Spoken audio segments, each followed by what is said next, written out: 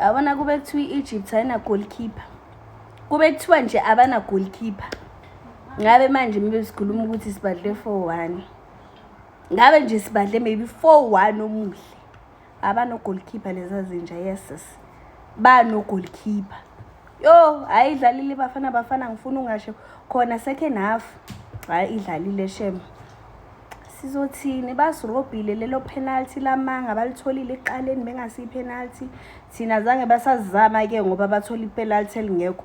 Ngibonile nje ukuthi kahle lapha bedlala against ureferee neVAR yakhona because thina befavor bona thina bingasifavor. Yabona ukuthi bakhiphe ilo bathola ired card kodwa kubonakala ukuthi bathola ired card because bebedlala no referee bese bephelele ngo referee be11. Yes siyayipaka ibhasi Egypt emove. Ma last minute paka ibhasi. Ngo 70 minutes bisipaka ibhasi bengacabanga nokucabanga mina ukuthi ngapaka ibhasi the way bafana bifike ngakhona.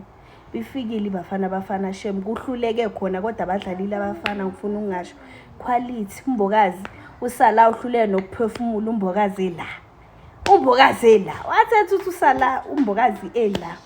Khuliso Moda uyile quality ayiyo angifuna ungasho. Uyile quality ayiyo yabo futhi national team awuyayifela national team Khuliso Moda. Shem.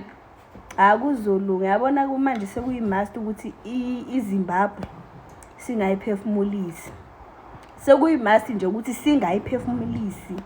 Idinga ukuthi siyishaye strong ngoba hayi izidlalisa amanyali Egypt angifuna ungasho shem.